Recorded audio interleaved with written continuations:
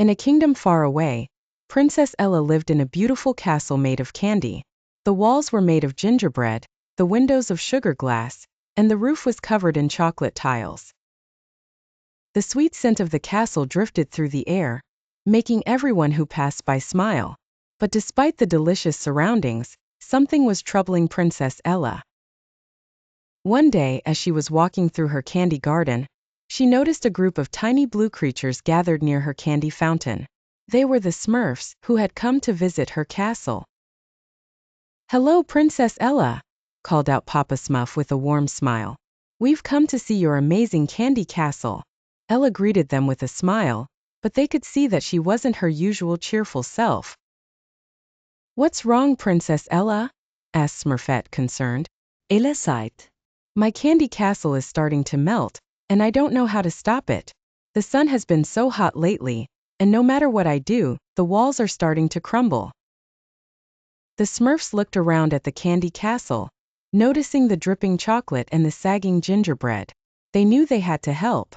"Don't worry, Princess Ella," said Brainy Smurf confidently.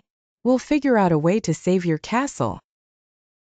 Papa Smurf nodded. "There's a legend that speaks of a magical ingredient that can make any candy indestructible. It's called the frosting of forever, and it's hidden deep within the candy cane forest." Princess Ella's eyes lit up with hope. "If I could find this magical frosting, it would save my castle." The Smurfs offered to help, and together they set off on an adventure to find the frosting of forever. The candy cane forest was a place of wonder, with giant candy canes towering above them, and the ground covered in peppermint leaves. But it was also filled with challenges. As they ventured deeper into the forest, they came across a river of molten caramel, too wide to jump across. But Handy Smurf had an idea.